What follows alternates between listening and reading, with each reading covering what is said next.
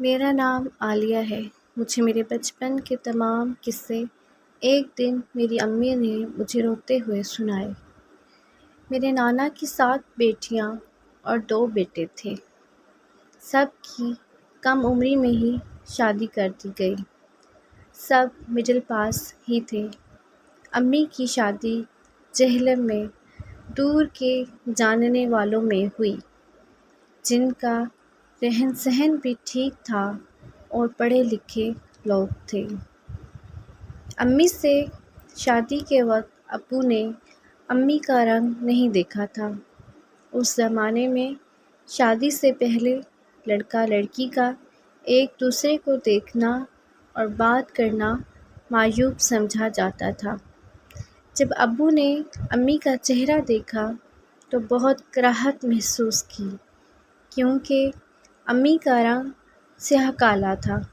ابو نے بس پورا ہی امی سے رشتہ نبھایا۔ سب سے پہلے بھائی کی پیدائش ہوئی تو اس کا رنگ بھی کالا۔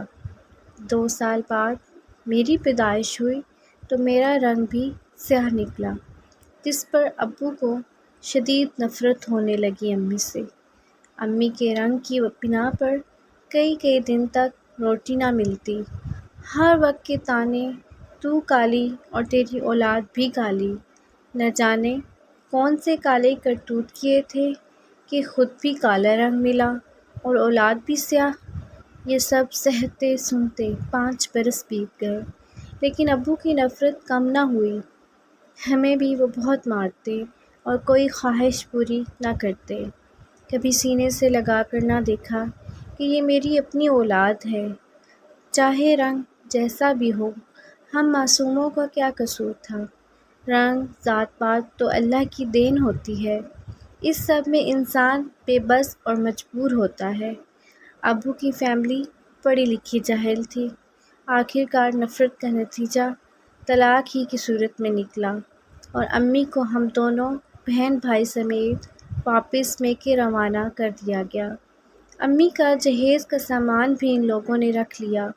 جب امی میکے آئی تو نانا ابو ان کی طلاق کا صدمہ نہ سہ پائے اور اس دنیا سے چل بسے۔ امی اپنے دونوں بھائیوں کے رحم و کرم پر آ گئیں۔ ان کی بیویاں سارا دن امی سے کام کرواتی اور یوں امی کی توجہ ہم پر کم اور ان کے بچوں پر زیادہ ہوتی۔ پھر بھی ممانیاں خوش نہ ہوتیں اور ماموں کے آتے ہی شکایت لگانا شروع ہو جاتی۔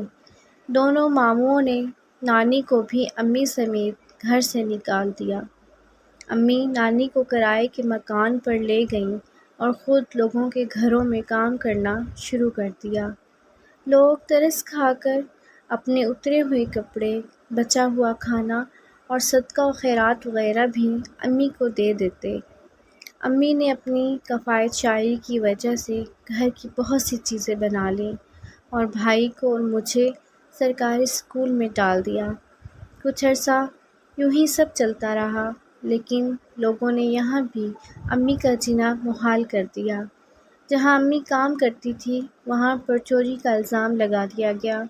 وہ محلہ چھوڑ کر دور ایک جگہ پر کرائے کا گھر لیا اور پھر سے امی نے لوگوں کے گھروں میں کام شروع کر دیا۔ قسمت جب تنگ کرنے پر اتری ہو اور ستارے گردش میں ہو تو کہیں سکون نصیب نہیں ہوتا۔ امی کا رنگ سیاہ تھا، دل نہیں۔ دل کی وہ بہت اچھی اور پاکیزہ عورت تھی، مگر جسم کے ظاہری رنگ نے ان کی قسمت کو بھی سیاہ کر دیا تھا۔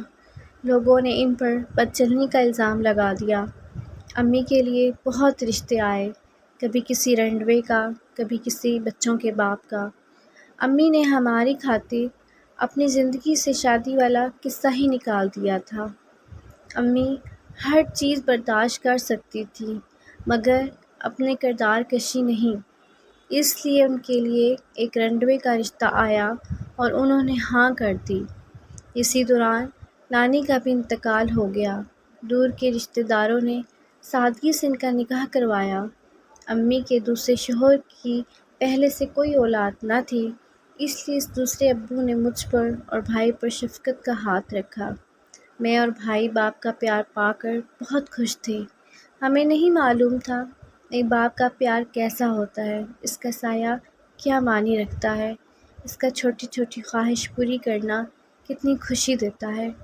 ایسا لگتا تھا کہ اب حالات بدل گئے ہیں، اب ہم کبھی پریشان نہیں ہوں گے۔ ابو کا پیار صرف 2 برس ہی نصیب ہوا اور وہ خالق حقیقی سے جا ملے۔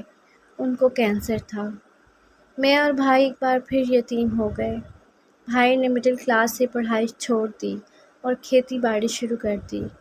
میں ششم جماعت میں تھی، پرائیویٹ اسکول سے پھر سرکاری اسکول میں داخلہ لے لیا، مگر بھائی کی پڑھائی حالات کی نظر ہو گئی۔